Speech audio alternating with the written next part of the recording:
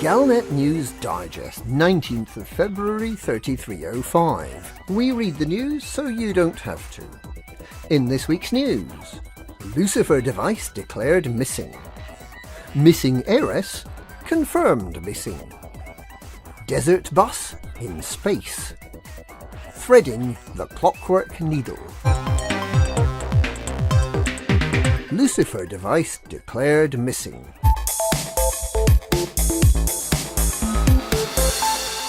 Following last week's attack on an unregistered research base, the Federal Intelligence Agency believes that a large nuclear fusion warhead has been stolen.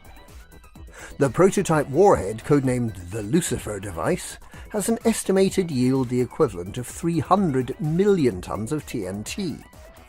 The Lucifer device is claimed to be portable, which must mean it's very efficient indeed. A traditional fission device would need a mass of roughly 300 tons to give a 300 megaton yield. But fusion weaponry is allegedly both cleaner and more efficient. It still seems unlikely that it would fit in a briefcase. Whoever stole the bomb, incidentally killing all the personnel at the base, is now in possession of a device capable of releasing 1.5 times the energy of the famous eruption of Mount Krakatoa in 1883. We can only hope they intend to use this technology to benefit mankind. Missing Heiress confirmed missing.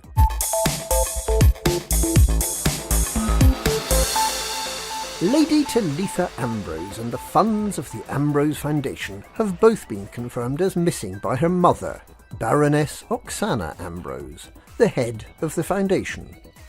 The Wallglass Investigations Agency has been hired by the bankrupt foundation to find the missing Lady Talitha. Baroness Ambrose believes that her daughter must have been kidnapped and forced to surrender her inheritance by a gang of vicious criminals.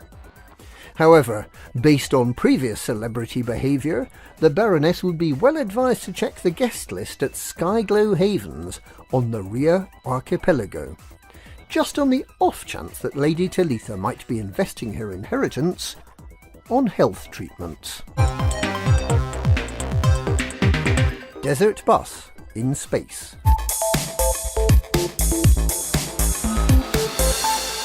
The longest ever fuel rats rescue is nearing completion.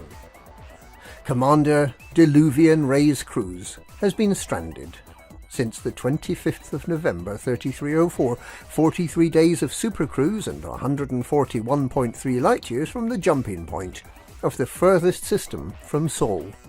Like the Antarctic explorer Robert Falcon Scott, Commander Diluvian's attempt to be the furthest person from Sol has already been surpassed. And like Scott, his expedition has turned into a fight for survival, when he found he had insufficient fuel either to return to the star or to jump out of the system.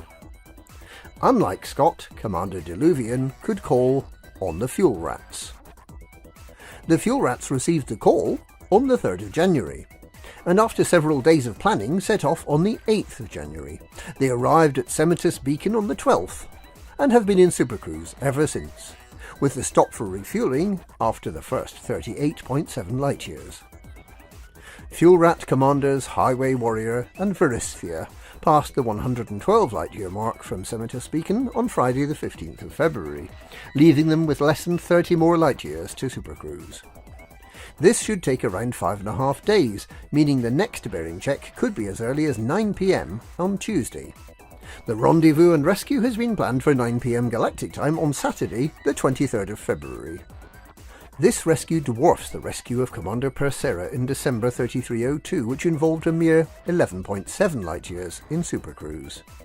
The current record for the furthest commander from Sol was claimed by Darius Architectus on the 15th of October 3304 at 121 light-years from Semitus Beacon, or 65,768.34 light-years from Sol.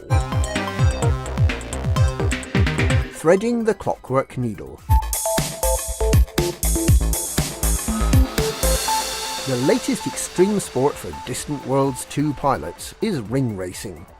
This involves passing between the Clockwork Rings, two very close planets and their respective rings, in supercruise at roughly the speed of light.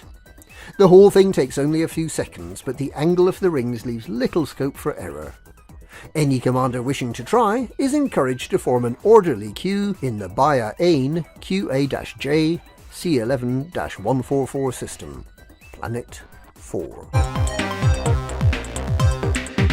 And that's this week's Galnet News. Galnet News, we read the news so you don't have to.